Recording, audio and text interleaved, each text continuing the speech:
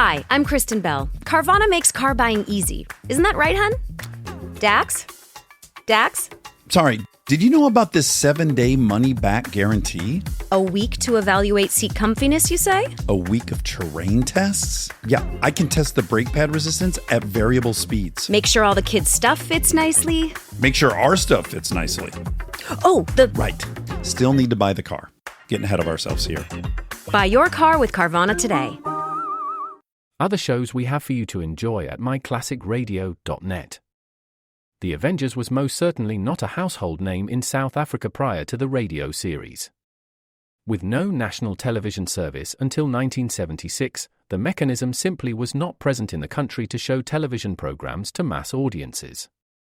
While many other countries reveled in the filmed adventures of John Steed and company, South Africa was not equipped to join in the fun. The series took Britain by storm and made a major impression in the American markets, being that greatest of rarities, a British series given a network transmission slot. However, as a filmed series, rather than a videotaped one, The Avengers was able to gain a modicum of exposure in South Africa through film rentals. Come and listen at myclassicradio.net. The story of Dr. Kildare. Whatsoever house I enter, there will I go for the benefit of the sick. Whatsoever things I see or hear concerning the life of men, I will keep silence thereon, counting such things to be held as sacred trusts. I will exercise my art solely for the The story of Dr. Kildare, starring Lou Ayres and Lionel Barrymore. Metro-Goldwyn-Mayer brought you those famous motion pictures. Now this exciting, heartwarming series is heard on radio. In just a moment, the story of Dr. Kildare. But first, your announcer.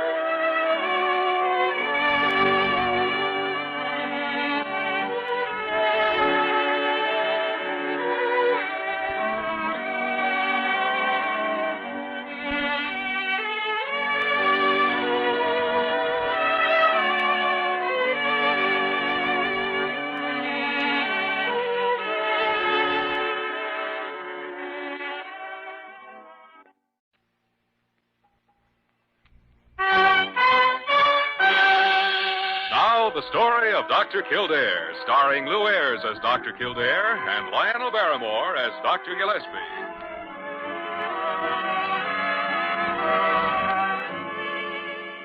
Blair General Hospital, one of the great citadels of American medicine. Clump of gray-white buildings planted deep in the heart of New York. A nerve center of medical progress where great minds and skilled hands wage man's everlasting battle against death and disease. Blair General Hospital, where life begins, where life ends, where life goes on.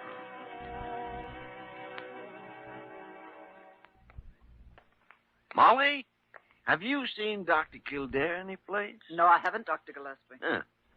He doesn't seem to be in the hospital. And he isn't out on an emergency either. I checked that. Wait a minute. Wait. I'll bet I know where he is. I'll bet I know just where he is.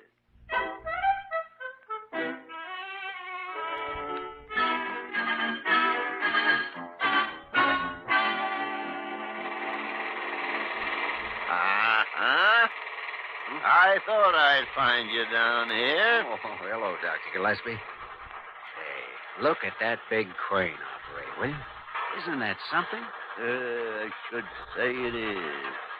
And look at the way those girders are being lifted up, just as though there weren't any... Yeah. Jimmy Kildare, you have no business down here. You're on duty at the hospital, and no one at the hospital has known where to find you. Well, I just walked down here for a minute to watch. Has anyone wanted me? They certainly have. Who? Me. You? Yes, me. And when I want you, I'm supposed to be able to find you. Yes, Doctor. There goes that crane again. Look at that. You know, as long as I've been at the hospital, no one has had to go looking for me during working hours. And another thing...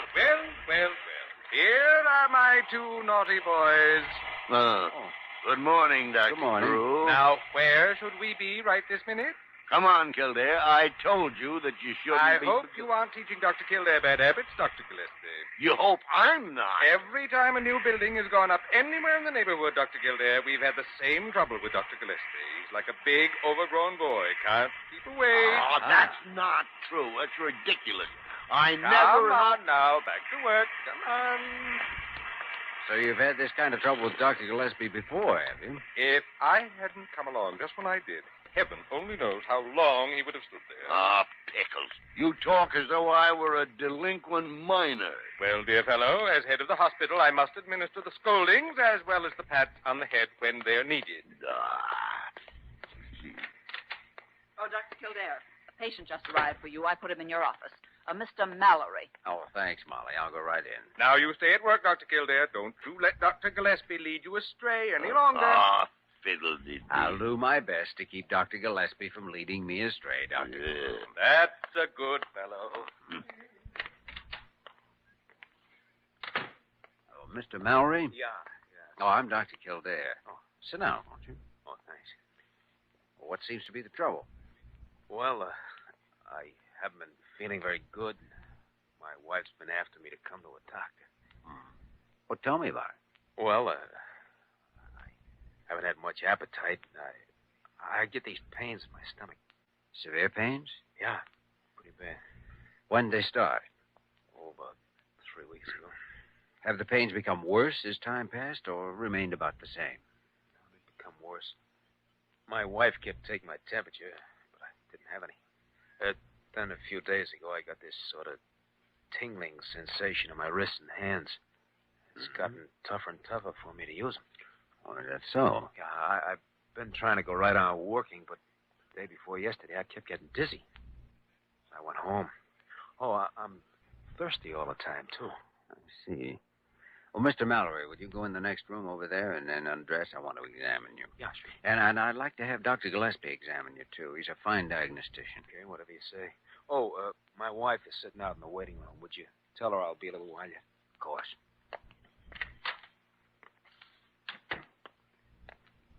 Mrs. Mallory? Yes. Oh, I'm Dr. Kildare. Your husband's going to be a little while yet, and we're going to examine him. Do you think it's anything serious, Doctor? Oh, there's nothing for you to worry about. Tell me, what does your husband do? He's a painter. I see. I wanted him to come to see a doctor before this, but he's so stubborn about things like that. Have you noticed any change in his disposition lately? Oh, I should say I have. He's been constantly irritable and depressed. Of course, he's been feeling so rotten. Yes, I understand that. The foreman called him in last week and told him he'd been making mistakes that had cost the company money.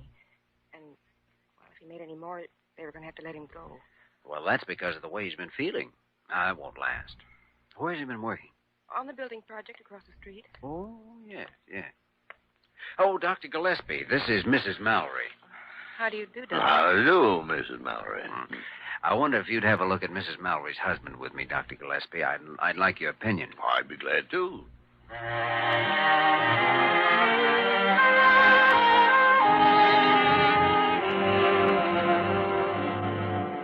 His abdominal pains are localized and relieved by deep pressure. Mr. Mallory, will you open your mouth again, please? Yeah. You see, there's absolutely no sign of any bluish line around his mouth and gums. Certainly isn't. And that's what's astounding. Oh, why, Dr. Gillespie? Well, you have all the other indications of plumbism, but... Plumbism? Lead poisoning. You say you're a painter, Mr. Mallory? Yeah. Do you always wear a protective mask when you're spraying? Yeah, I do. Well, it may not be lead poisoning, of course. Mr. Mallory, suppose you spend the night in the hospital and take some blood tests. Okay. Now, by the way, what's your foreman's name? Farrell. Sid Farrell. Well, while you're taking the tests, I think I'll have a talk with him. He may be able to help us.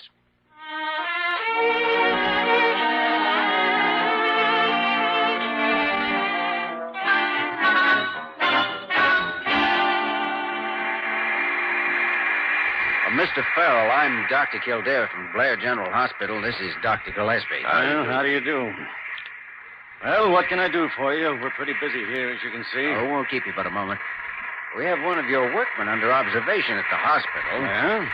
Well, what do you want me to do about it? Send him flowers? We want a little help from you, Mr. Farrell. And unless you want to have a lot more of your workmen out sick, you better give us whatever help you can. All right, all right. Which one of the men is at the hospital? There's a man named Gordon Mallory. I might have known. Worst man on the job, always making mistakes. Well, maybe he had a good reason for his mistake. Mistakes cost money. We haven't got time to nurse along anyone that can't do his job and do it right. I was going to pay him off at the end of the week anyhow. If a man's ill, it isn't his fault if he don't do a good job. Ill. That big bruiser? He could make two of most of the men working here. Well, let me tell you something, Mr. Farrell. If Mallory has lead poisoning, which is what we think he has, then it may be your fault he's sick. A foreman's supposed to look out for the health of his men. Look, Doctor, I'm very busy, and I haven't got time to stand around chewing the fat about what my duties are. I know my job. It's to get this building finished. Your job is to take care of sick people. So you take care of Mallory, and I'll take care of my business. But don't you see, you should be taking preventive measures of some sort for the protection of your other work. My workmen are all right. Now, if you'll excuse me, I have to get back to work. Hey, watch where you swing that crane. Come on, Jimmy. We aren't going to accomplish anything here. I guess you're right. Now, what do I see here? I thought we were on our honor to stay at our jobs. We're down here on a case, Carew. One of the workmen's in the hospital. Oh, well, of course, that puts a slightly different face on the matter. And while we're on the subject, what are you doing down here? Oh, I was just passing by. But- Just passing by. I think that whole building project could bear a little investigation. Dr. Kildare, please. Not on hospital time. I'll bet you anything you care to name that before the week is over, we get some more of those workmen in the hospital. Farrell doesn't give 2 cents for the welfare of anyone. I'm afraid you're right. I wonder if Mallory does have lead poisoning. We should learn that from those blood tests tomorrow.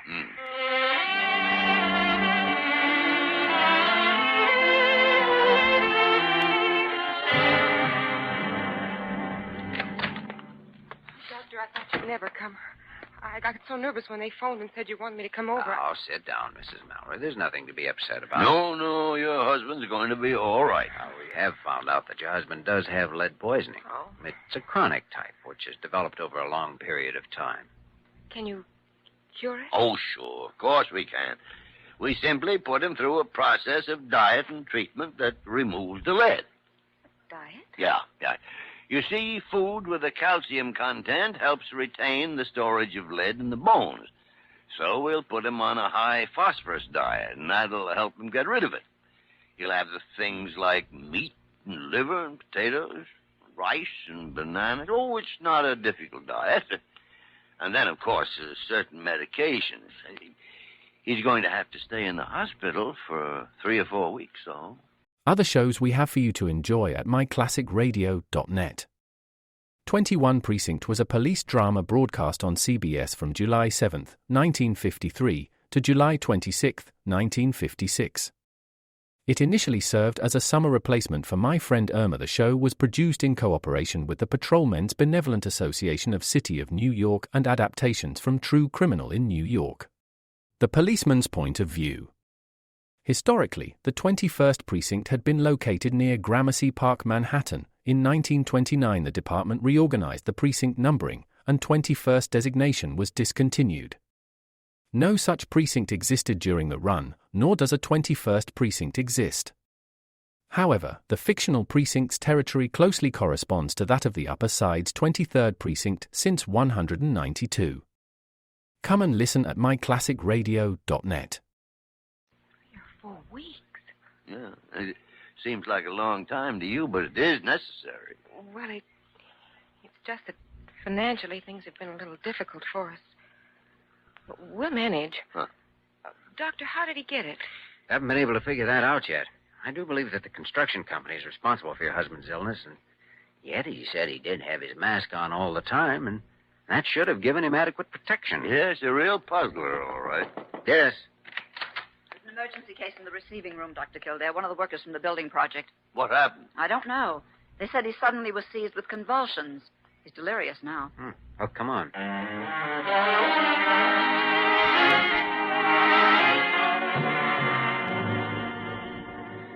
Well, this man has a bluish line along his gum margins, all right. Look at that. Yeah, This is an acute case of lead poisoning, all right. I'll inject magnesium sulfate right away. I have it right here, Doctor. Thank you, Molly.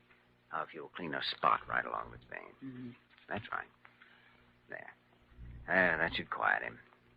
Now then, I want him to have lavage with 1% sodium sulfate, egg albumin drinks, and calcium gluconate intramuscularly. Yes, Doctor. By the way, what does this man do on a construction job? They said he's a welder. Welder? Mm-hmm. Doesn't add up. Well, let's go back down to that building project and have another talk with the foreman. And this time, let's inspect the whole place. Got to find out what's happening to those men, and Farrell or no one else is going to stop us.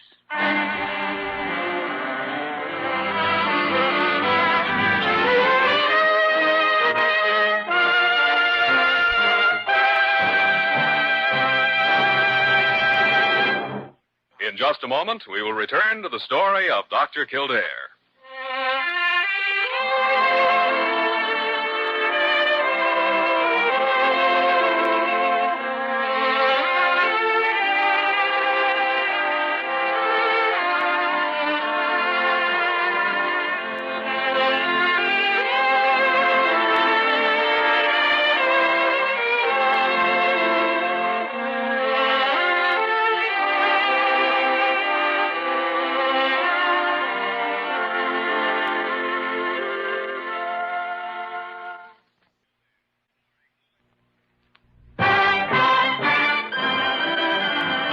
Continue with the story of Dr. Kildare, starring Lou Ayres as Dr. Kildare and Lionel Barrymore as Dr. Gillespie.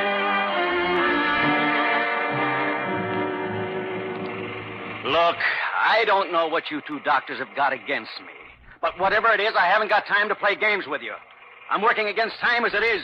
We're already behind schedule on this business, and you keep coming down here and interrupting me all Now, see here, Mr. Farrell, you've got a job to do. Okay, so have we. But 2 men from this outfit are in the hospital with lead poisoning, and it's our job to find out why. And also to see that more of them don't end up the same way. Watson didn't look too good when I took him on the job. I shouldn't have hired him. I can't understand you, Mr. Farrell. Why don't you want to help your man? I haven't got any more time to waste talking, Dr. Whatever your name is. Do you realize that Watson might have died? In fact, he would have died if science hadn't only recently discovered antidotes for poisoning of this sort. Before, in cases like his, when a man had convulsions and delirium, he died within a few days. Watson has the cerebral form of plummism. All right. What do you want me to do about it? We want to inspect the places where both Mallory and Watson work. I'm not going to have you walking around bothering my men. We won't bother anyone. We simply want a chance to observe their working conditions. No, I'm not going to start anything like that. Mr. Farrell, if you don't permit us to inspect this building, we're going to take the case to the State Board of Health and have them inspect it. There's nothing going on here that would concern the Board of Health. I'm sorry, but we think there is. All right. Look around if you want to. Hey, Joe. Yeah, Miss Brown?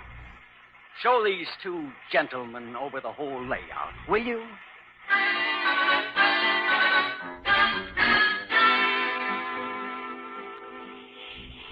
Now, there's the paint shop, Doctor. Oh, this is where Mallory worked, huh? That's right. Men are wearing protective masks, all right. Well, I have to. The company wouldn't let a man work without a mask. Oh, lunchtime, huh? Well, for some of the men. It's a rush job. They only take 30 minutes for lunch in shifts. These men eat right here on the spot, do they? Yeah. They don't lose any time that way.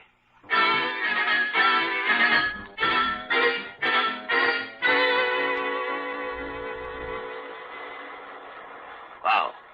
It's hot down here, isn't it? What are those men doing? They burn the rivet holes. Oh, yes. This is where Watson worked. Huh. How can they sit here and eat in all this heat? Oh, they get used to it. They certainly must. I couldn't take it for very long.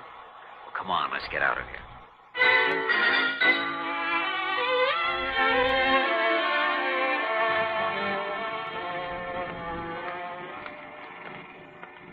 Well, I didn't come up with much from there, did I? Working conditions seem pretty fair, except for those fast lunches. But eating a fast lunch wouldn't give a man lead poisoning. No, it certainly wouldn't, but something did, and that's what we've got to find out. There's a wide difference between Watson's case and Mallory's. Yes, Watson had lead encephalopathy. caused by excessive exposure to fumes. His case is acute. Mallory's isn't. Mallory wore a mask. Yes, and that mask should have protected him completely. Now, what about Watson? Well, let's go up and see him as soon as we get back. He ought to be improved enough by now to be able to talk to us.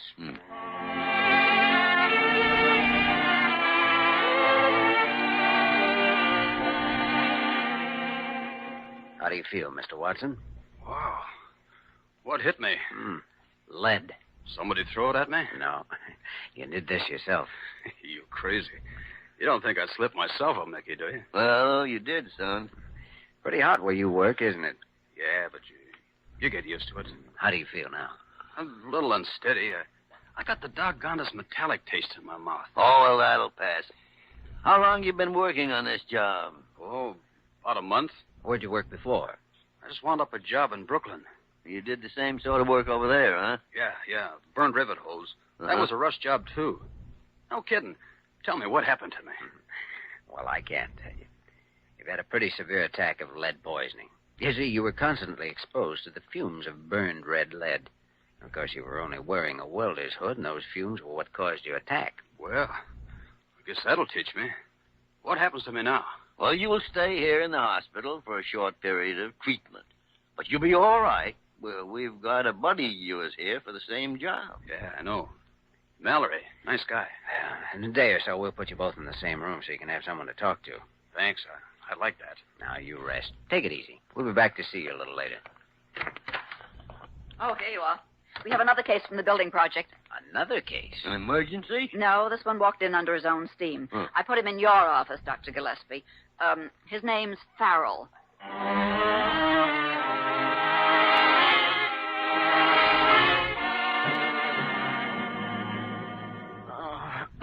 Oh, that hurts. Oh, pressure hurts, does it? Oh, after you left, I got hold of a book on lead poisoning and read up on it. It'd be pretty serious at that, can't it? It's a very serious matter, Mr. Farrell. What are you going to do about me? I don't know. What do you suggest, Dr. Gillespie? I've been turning the matter over in my mind, Dr. Kildare. You'll have to put me through that de-leading process, won't you? I don't think that would help in your case. Do you, Dr. Gillespie? No, I'm afraid not, Dr. Kildare. You mean nothing can be done to help me? None of the antidotes for lead poisoning will do a thing. Why not? Because you don't have lead poisoning. I don't? No. But I've got all the symptoms. Acute abdominal pains, weakness, dizziness. Those are also the symptoms of acute indigestion, Mr. Farrell. And that's all that's wrong with you. Acute indigestion? You got a bellyache, Mr. Farrell. You're sure of that? Positive. Now, put on your clothes. We want to have a little talk with you.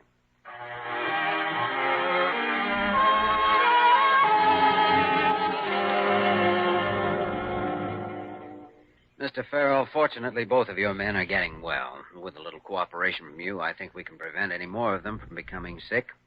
If you've been reading about lead poisoning, you know how serious it is. Yes. You know, I must admit I owe both of you doctors an apology. Now, Mr. Mallory has a temporary paralysis in his wrists and hands, but as soon as the de-leading process is completed, he'll be given massage and exercise, and he should recover pretty quickly. Do you know what caused Mallory's illness? It couldn't have been the fumes because he wore a mask. Well, that's right. It was quite a problem to Dr. Kildare and myself, but we finally figured it out. Mallory ate his lunch right where he worked. While he was eating, other men were spraying. Over a long period of time, he was exposed to the gradual amounts of fumes and absorbed enough to cause the poisoning.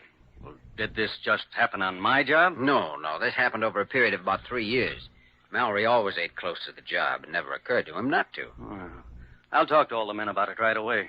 Now, Watson's case is a little different. He was overcome by the fumes from the burned paint, and his illness is much more serious than Mallory's. Absorbed lead is transferred in the bloodstream and may be found in the liver, the spleen, the kidneys. It's a great threat to the tissues. We have to force the bones to store the lead in order to prevent damage to the brain tissues. Can you do that? Yes. It's a little complicated to explain, but we can. We'll be able to help both men. Well, What can I do for the protection of my workmen? Well, for one thing, you can see that any men you hire are given a physical to find out whether they've already absorbed any lead in their systems, because if they have, then you're running the risk of lead poisoning. I see. And you should insist that all your men be examined regularly every 3 months. Tell them always to drink a lot of milk. Well, I sure will. No, I never realized my men were in any real danger. I didn't want to baby them, but... Well, I'll watch out for this now. I promise you that. I'm sure you will, Mr. Farrell. And we'll be round to see that you do, Mr. Farrell. Oh, not to check up on you, really, but frankly, we'd like an excuse to come down and watch the work. It's fascinating. From now on, you're more than welcome. So long. Yeah, Bye. Well, he turned out to be a pretty good Joe after all, didn't he? He certainly did, after we scared him to death. Come in.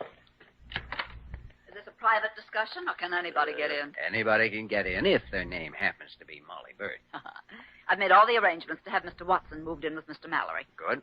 And Mrs. Mallory just went up to see her husband. Well, that's fine, Molly, fine. Kildare, have you any more patients to see? Not for about an hour. Why? Well, why don't we go into conference over a checkerboard? Well, you'll be perfectly safe. Dr. Carew won't catch you. What makes you so positive? He's down watching the building project. What? Carew down watching the building project? He certainly is. After all the lectures he gave us. Well, what do you know? Kildare, why don't we join Dr. Carew? I was just about to suggest that, Dr. Gillespie. Come on, let's see what our leader is doing with that king-size tinker toy.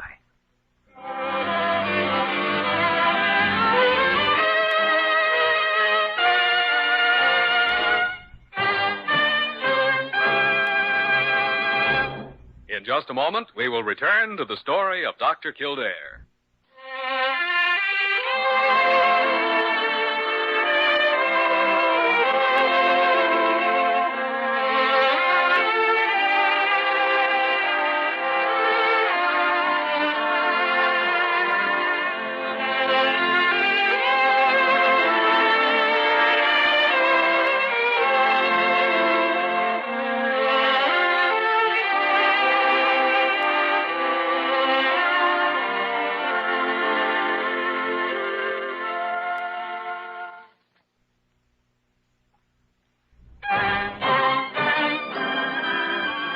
Once again, the story of Dr. Kildare, starring Lou Ayres as Dr. Kildare and Lionel Barrymore as Dr. Gillespie.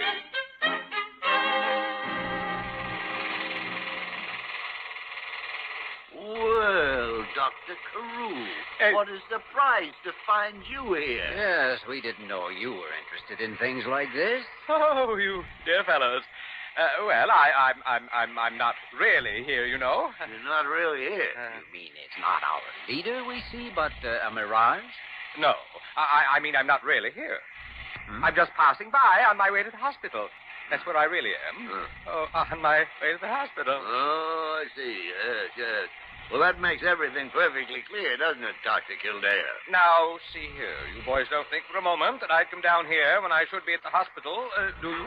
Oh. Oh, no, indeed. Oh, look at that crane go. Isn't that something? It certainly is. Biggest crane I've ever seen. That really is something. You know, when I was a boy, I was one, you know. That's the kind of job I wanted to do. Do you know, Dr. Carew, we all did. I think you're right. And it's because of the boy each of us was and still is inside that we're down here right now. You may be right, Dr. Gillespie. Oh, he is right. That's exactly the right diagnosis, Doctor. Exactly the right diagnosis.